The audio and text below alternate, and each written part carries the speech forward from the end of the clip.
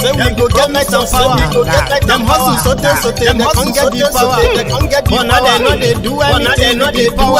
Every day, dollar, every day, higher power. See them talk, say, make we off mine. My ego don't come, my ego don't come. Make you let go. My ego don't come. My people make me shut up. My ego don't come. My ego don't come. Man of the masses. My ego don't come. My ego the people. My ego don't come. It's one not day of mine. Person where they do evil, no one make person talk. Them say that my ego, that man to they talk. Say my ego diary, but every day then they take money in box. Come and begin, they street, them talk say, make we no talk. But thank God say, my ego don't come. My ego don't come. Make you laugh, people make you laugh. My ego don't come. My ego don't come. People make you shout, people make you shout. My ego don't come. My ego don't come. My ego don't come. Man of the masses, man of the masses.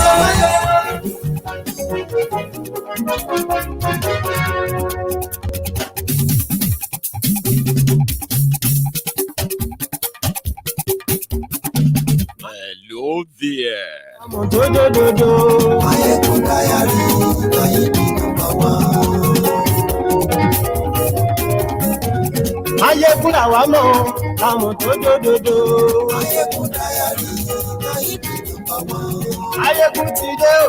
Good morning to you, good afternoon to you, and good evening to you from wherever you are watching from.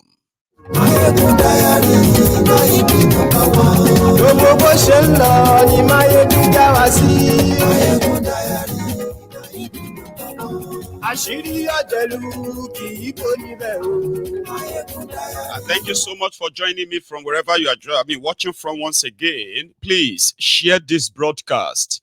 Invite your friends, invite your not so friendly friends, and tell them that Mayegun today. Mayegun diary political. Godfatherism. Kò sí lọ́rọ̀ Mayegun diary.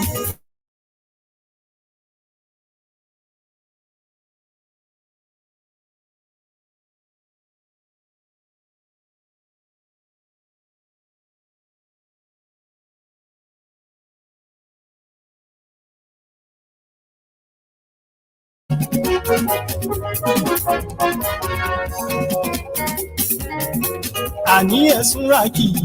Mayegun ti dé. Thank you so much. Ọ̀jẹ̀lú ẹ̀sùn ràkì. Mayegun ti dé. Sorry if the music is sort of going up and down, like back and forth, okay? I'm going to fix that. And share this broadcast. Invite your friends, invite your not so friendly friends, and just tell them that. Àní ẹ̀sùn ràkì. Mayegun ti dé. Bàbá gbé wúrẹ́. Mayegun máa bí. They have started threatening us again. Oh. I said there will be consequences for your reactions or the way you criticize Kolu. The Zamfara thief, Matawale, is the one sending the warning. All of you causing Tinubu, making videos, going viral, be warned. You are not going to be tolerated. Unwarranted criticism, he called it. If you are hungry, just be careful how you react, how you call Tinubu's name.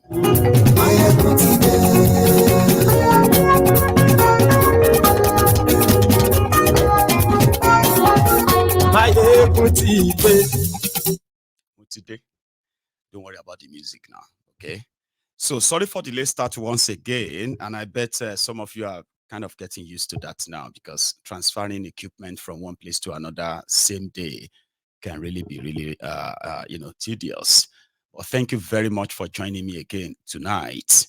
So, share the broadcast, invite your friends, invite your not so friendly friends, and tell them that Mayeguti Day. So, we have a lot on our plate tonight, and it all borders on the panic mode that Nigeria is in. The people are panicking, the government is panicking, and right now, everyone is looking for the scapegoat. You know, one beautiful thing about this time is that I do not see in Tinubu and his gang of thieves being able to withstand any national protest that has to do with this hunger if it should take place, because historically, at least in the modern time, these guys have been the ones behind protest in Nigeria. Civil society organizations, they have been those funding them. And a lot of them that condemned the removal of subsidy in 2012. Today, they are the champion of it, even when the person that removed it had no single plan. So, today in Nigeria, everyone is agitated. Those in government have lost it. They have no bearing and so clueless. Since their ambition and intention is to loot and steal, then their own kind of panic mode is going to be paranoia kind of. And I would love to see it happen.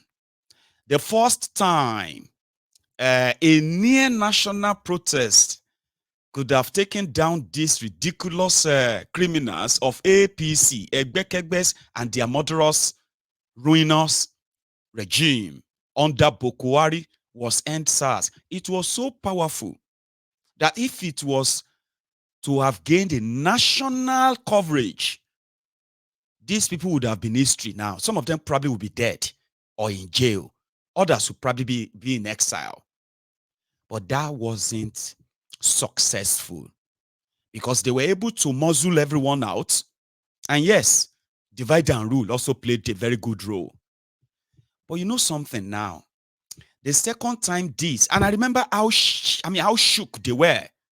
They were all shaking until when they expected the retaliation of them shooting and killing protesters to escalate the following day, and they will begin to run away from Nigeria. Since that didn't happen, that gave them time to recover and regain control of the oppression, which lasted till now through your charade election, which has also made a lot of you more angrier at Nigeria. Now, listen, it doesn't even matter whether you support them or not anymore now. Those who support them and those who didn't. The extension of the shege is now brewing something that is going to be bigger than your EndSARS. And I can bet it right now with you. Tinubu's government is in panic mode. Everyone is a suspect. Right now, they are pointing fingers here and there. And as usual, their last final card is going to be the tribal ethnic card. But I want to see if tribal and ethnic and religious card can indeed defeat hunger that is uniting a lot of you today. Some are already hungry. Others are scared of becoming hungry. The whole place is all madness everywhere now. Everyone is angry. Maybe not everyone is hungry, but the fear of hunger is the beginning of wisdom for a lot of you today. So if something should break out, that is when they will bring back that tribal ethnic days. And I want to see how much of that will play. Since they will tell you, is all these things, is it now that Nigeria is bad? Is it because he's a Yoruba man? Is it down that he's a Yoruba man that they want to remove him? This is a gang up against Yoruba. I want to see how that is going to work. Because they are going to play the card very soon. Things are going worse. Like worse. Do you understand? And the only counter argument they can have right now, since yesterday now, they went to a store in Abuja. They locked, they sealed up the place because they said those people were increasing prices of goods, right? Astronomically, illegally. This morning, they went back to the place to open it. They said it was based on wrong information. I told you, they will target people. They will not tell you the economic ruins and policies they are making that is causing this. They don't want you to talk about that. Okay? They want you to talk about those people who bought goods with their money. Abi? And now the fear of them losing their businesses completely has made them targets. They will open your shops, your stores. They will accuse you of trying to destroy Tinubu's government. Then eventually, everything will now end on the Igbos. Don't ever forget that. A lot of you today are speaking your mind, but I promise you, once this escalates, because it is going to escalate very soon. Yes, it's going to escalate very soon. These Olori Brukus, the Ronukus, the Ronu Nazis, they are bringing back that it is the Igbos that orchestrated this. It's the Igbos who did it. They are the ones who are in charge of economy. The Igbos are the ones who are into importation. They are the ones who wanted to bring Tinubu's government down. They are going to play that card very soon. Write it down. But I want to see if that card is going to defeat the hunger, the depression, and the frustration that every one of you is feeling today. Yoruba, Hausa, Igbo, the East, the West, the North. Right now, some people are even beginning to ask, how come now only the Yorubas and the Hausas and the Northerners and the Westerners are the ones making videos of hunger? Especially if you remember the role some elements from these regions played when they were playing their religious tribal card, when the Igbos became their targets, when every of these Olori Bruku Omo Ale Yorubas decided to back a drug dealer and call their fellow Yorubas Omo Ale for a drug dealer, a drug baron. They turned around, they said they were defending the sovereignty of Yoruba. They are doing self-preservation for drug dealer. They justified the tribal politics of APC, the attack on Igbos. They justified it. Now that the hunger is resetting everybody's brain somehow now, they are now saying, how come the Igbos are not making videos of the hunger? That's where they start to. Here you get. Arewa came out, they said, this hunger too much. How come, right now, we are all one Nigeria. The Hausas, the Yorubas, the Igbos, they should come together. It's not only the Igbos, so because now everywhere, everybody, they feel them. I am yet to see the videos of people from the Niger Delta, they call South or Southeast, making endless videos, lamenting about the cause. So what they are now saying is that waiting the people from the eastern part of Nigeria, waiting then they do. We be say, though they are also affected, though, but somehow, they are not complaining. They are not cursing. They are not swearing. In fact, they are pretty much like the most prepared. Don't forget, it's not that they are not affected, though. But it's like people who didn't expect anything. They say, no, we're not putting our hands in it. In 1999, Obasanjo, Falaye, and who was that third person that contested elections? The Igbos, the Easterners, the Niger Deltans, right? They supported the Yoruba man, voted for him. In 2003, they returned the same favor again. In 2003, Obasanjo, Bokuwari, they were on the ballot. The Igbos, despite the fact that Bokuwari went on to go and pick an Igbo man as his vice president, the Igbos, they went for Obasanjo, a Yoruba man. In 2007, Yaradua, Bokuwari, the Igbos, the Easterners, they went for Yaradua. rejected Bokuwari. In 2011, Bokuwari, Jonathan, the Easterners rejected Bokuwari. They went for Jonathan. In 2015, the same thing happened. They rejected Bokuwari and they went for Jonathan.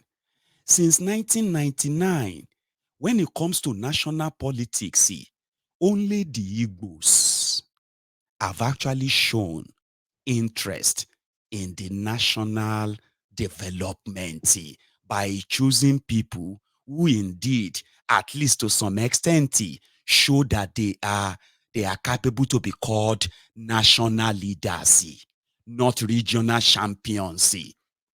Do you understand? They have been those. I don't know how they do it. I don't know. But this is facts now. This is on record. But the same criminals who were playing their tribal ethnic politics that has taken us to nowhere. A lot of them who told you about Tinubu, they are either people who never lived in Lagos or never been to Lagos when Tinubu was governor. Or they were toddlers when Tinubu was governor in 1999. But it was easier for him and even those who came after him to ascribe the real work that the likes of Fashola did, that the likes of Ambode did, to ascribe them to Tinubu, who turned Lagos State. The Lagos State that was kind of a little bit normal. When Marwa was their military governor, a military governor was building housing estates. Thousands of them that are physical today. He was building health centers that are today in Lagos, military. Tinubu came, brought in his Agbero, and they became tax collectors. And they said he increased the IGR of Lagos. But what happened to the development of Lagos? Zero. If he did so much in Lagos, at least the same Osho did that Fashola later came to chase them away, which gave him that, stellar picture of, he's an action governor. People who lived in Lagos then, were those who rejected Tinubu. Even in Alimosho, the headquarters of APC, ACN, headquarters of AD in Lagos, historically, they defeated and destroyed Tinubu there. Those are people who lived in Lagos. Today, man, wait and tell you, say build Lagos, that also owns half of it, if not more than that. Because it is his inheritance, kind of. A mega shitty that has no drainage system, no road, no road, good road network. They have no electricity. They have no security. They have no real housing. But they have no drinking water. That is the template of who they told you was coming to do Nigeria better. So today, they are now calling on everybody to be one Nigeria, to stand up against the hardship. People will tell you, say they won't drink your tears for 8 years. Under 8 months, their own tears is now kind of drowning those of you waiting the way to drink your tears. You are now swimming in their tears. Every, left, right, and center. Ebini, Ariwoni. Sure you get? They are now calling everybody to come and be one Nigeria to save Nigeria. From who? Nigeria of nowadays, we are suffering. People come on Gary, we can't buy Gary again. Gary has come as a cocaine. Food we can't buy. Rice we can't buy. We can't feed our child again. Even if you want to give your child food, you can't ask him that have you already eat? You can't tell him are you very full? You can't tell him like you will ask him are you eat? Even look at our student now. They want to go do NECO. The NECO thing they want to do, there is no money.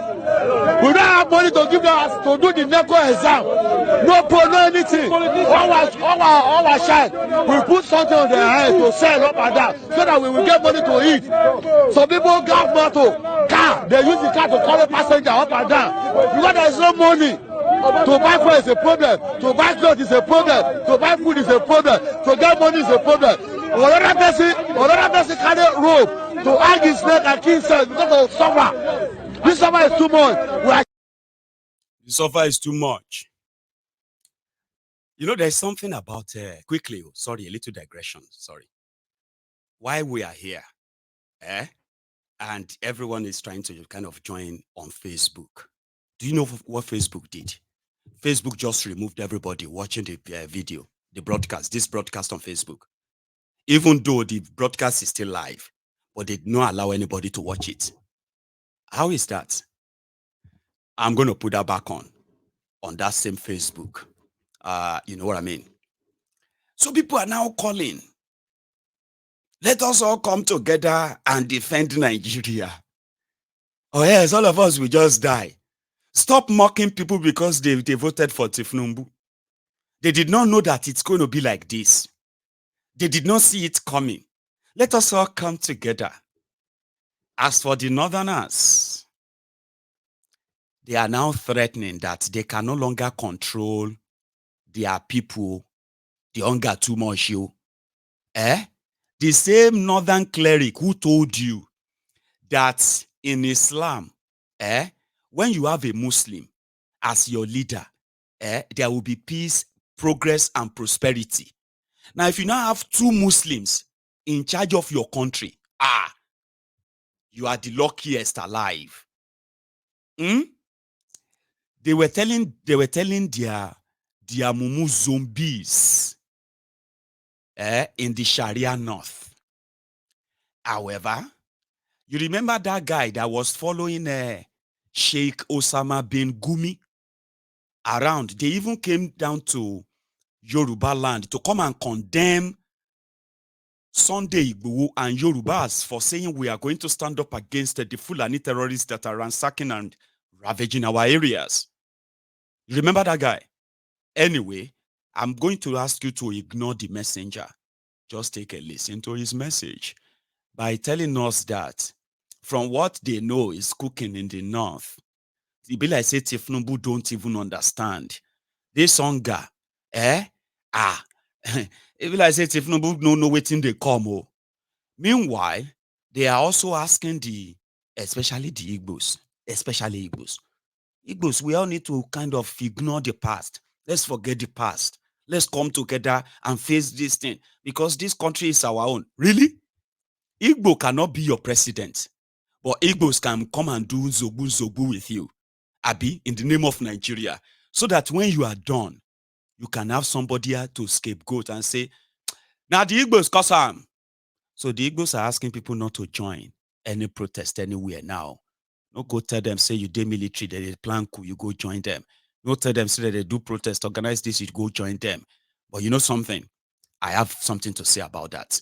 But we'll stop by and hear this guy. A quick one. The primary problem is that it doesn't even understand the cause. It's in denial.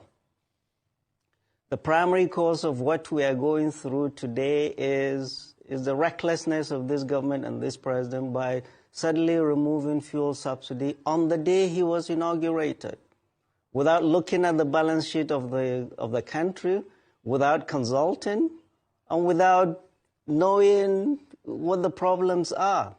Flippantly, on May 29th, just removed fuel subsidy without having any fallback plans. You don't do that, and that's why we're going through all of this. Price of food is going up. Inflation, as at yesterday, was 29.9. The dollar, when they came to the naira, was 680. Today is 1,500. Everything is going up.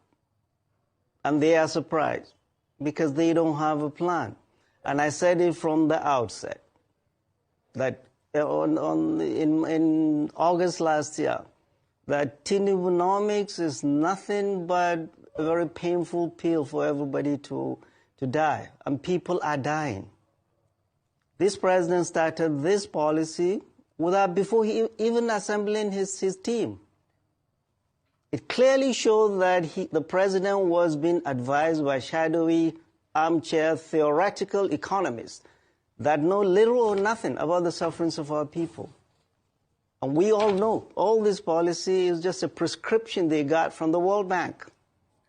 In Washington, D.C., they got a prescription. And that prescription is killing our people. We've been raising our voices, telling the president and the governors. The president looks like he's just drowning.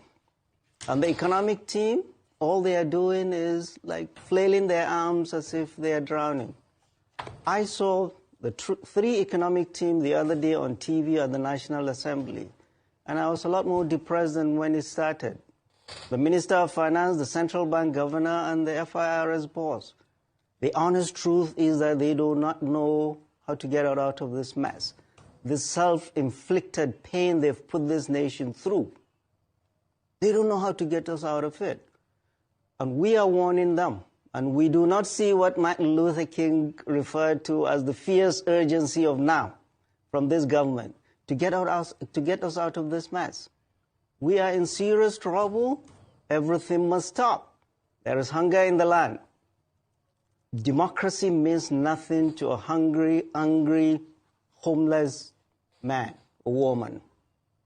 What they are doing is akin to a doctor coming into a room, patient's room, and just looking at the numbers. Oh, the blood pressure is this, the pulse is this, instead of looking at the patient. They have no connection with our people. Our people are suffering. Millions of people, predominantly women and children, go to bed hungry in this country of plenty. Nigeria has no reason to be poor. Nigeria is not a poor country, but our wealth is in the hands of a few. And we see that, even the cost of governance. They are living as if it is 1999. Our people are dying. That is why in the North, we had the voices of our traditional rulers. And they should take it seriously. You remember when the First Lady visited the Emir of Kano 2 weeks ago? The Emir of Kano told her, go and tell Mr. President that our people are suffering. There is hunger in the land. It was a coded message, because if the president does not read the papers, if he does not go through social media, if his advisors would not tell him the truth, the emir was telling the wife, go and tell Mr. President. As a follow-through, all traditional rulers in the North met in Kaduna 3 days ago, and they came out with a screaming headline all papers took 3 days ago, read by the Sultan of Sokoto. This country is sitting on a keg of gunpowder, and there is nothing more they can do to stop the anger of their people. They've run out of excuses. In the North, our traditional rulers are the last bus stop. When they start talking, leaders need to sit up and listen. We're in big trouble. Our traditional rulers and our clerics, 2 days ago, yesterday, the sermons in all the mosques in the North, people are suffering. There is hunger in the land. People are dying in the midst of plenty. Leaders sit up. Any leader who does not listen to the sufferings of his people does so at his own peril. What we are afraid of, we're not afraid of what is going to happen to politicians. We're afraid is what is going to happen to our country, Nigeria. This country we love dearly. This country that has given us more than we have given back. This country that has been formed on the blood and sweat and tears of our leaders past.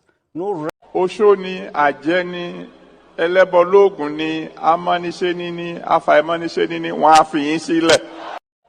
Amen. So that is a subtle threat to Tinubu coming from the North. And he delivered it perfectly well. He said the northern leaders, the northern traditional leaders, once they start talking, leaders must sit right. Sit tight. I'll sit right. these northern traditional leaders that are so powerful that, and they care so much about their people, they watched Boko Haram destroy Nigeria for 8 years. Don't forget that. So that is why I don't think they are powerful. They are hypocrites. And it seems the hypocrisy, the fakery that they put together called a contraption Nigeria. Now that same hypocrisy goes scatter am. I share, inshallah, inshallah, inshallah, in Jesus' name. Because whatever you put together with hypocrisy, now hypocrisy, treasury, will scatter am. So I like that. Now that the northern traditional leaders are awake, they should tell their people to start it from the mosques. He said he is worried about what will happen to Nigeria. Of course, you should be worried, sir. Because this Nigeria you see now, you shall see no more when the shit finally hit the fan. Here you get. This is the road to Armageddon. Those who survive, they will tell the story. And you know this Egypt, people will not go back to it anymore. They've had enough. Enough. But yes, if Kolu is going to be the catalyst, be our guest. Ladies and gentlemen, more threats. 62% of those votes came from the north, predominantly the northwest. So, needs to be careful. He is a politician, and he is working like a one-term president. He's doing like he doesn't care. People that voted you in, predominantly, they are the ones you are sidelining. So these movement of these MDAs to Lagos are not good news for the North. All right, Prof, just a quick one before we let you go. You've mentioned the pulse of the nation and how traditional rulers are, speaking out. But a lot of people will say that we see more of this from the north and the southwest. Surprisingly, it's been rather curiously quiet from the southeast and the south-south. Would there be a reason for that? And if the agitation... In fact, before we get to that, that was supposed to be the bridge that will now take me to share the southeast, get some special antidote against this hardship. Abi, they just know that since we are not part of it, we know what this means. We will deal with the consequences until we have our breakaway, which is really simple. Symbolic. I want you to listen to this part of TS. Still like, little bit. Bola Ahmed Tinubu's government botched this negotiation with Niger after the military. He's still talking about hardship caused by Tinubu by closing the border with Niger Republic. I thought the North was producing the food that they bring to the rest of the South. So if Niger Republic border is shut, that should be the loss to Niger, because our food comes from the North, which is also a lie. They have told you many times, okay? Now, here is their position on that part and more. Bola Ahmed Tinubu's government botched this negotiation with Niger after the military coup. You remember after the coup, the president unilaterally, as the president of the ECOWAS, unilaterally switched off the electricity supply to Niger based on a treaty 60 years old. Unilaterally switched it off and put sanctions and brought up front what he should have kept as a trump card, brought up front the threat of violence. That if you don't do this, Nigeria is going to attack. He sent his military bosses everywhere to start. And that was what gave this military young men legitimacies in their land. And they stayed entrenched. How can you threaten somebody, a country, your neighbor, and then say, oh, we're going to talk later? At a time when you didn't even have your cabinet, your security chiefs were just getting their feet wet. Unilaterally, you did all this without consultation. Northern Nigeria, people in Niger are our blood brothers and sisters.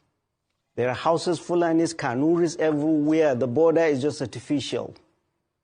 ECOWAS was created 49 years ago by General Yakubu Gowon and his fellow presidents of West Africa then. Next year it will be 50.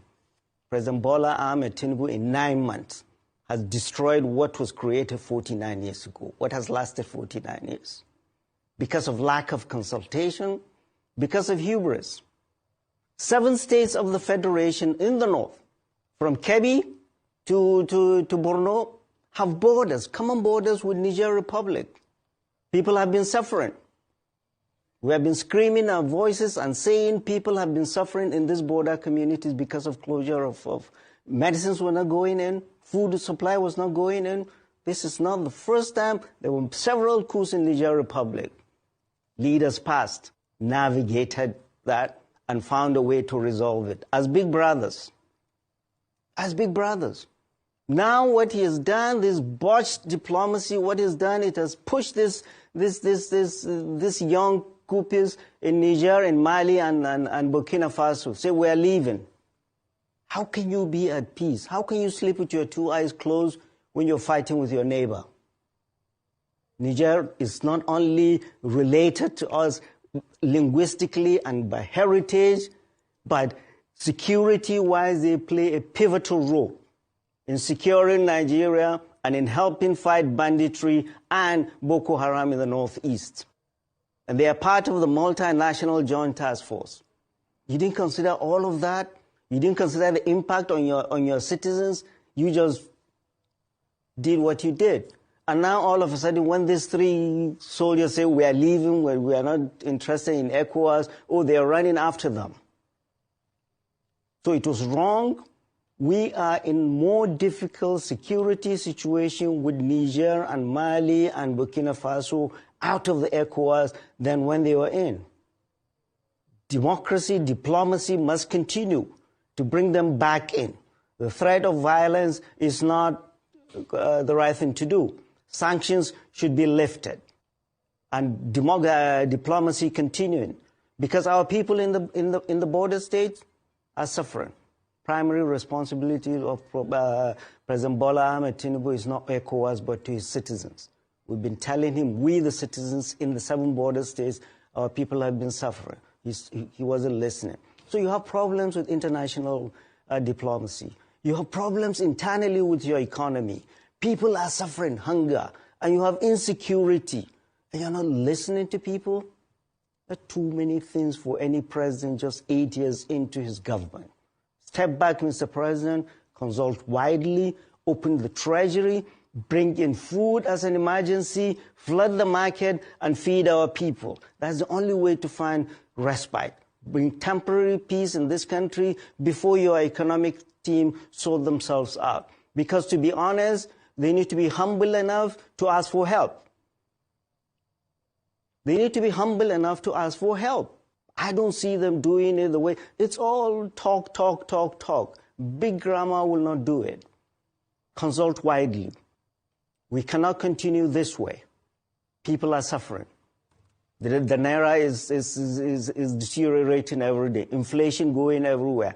People are being pauperized every day. In a country where we have 133 million in multidimensional poverty, this government in one fell swoop has added millions more into extreme poverty. In a country where you have more than 20 million children out of poverty, predominantly in the north, you have added a lot more out of school. How can there be peace in any society like this? And you're spending a lot more money on buying Tucano jets. No military, no matter how powerful, can bomb poverty, can bomb hunger, can bomb grievances. So, fellow Nigerians, this is just the beginning. It is just the beginning.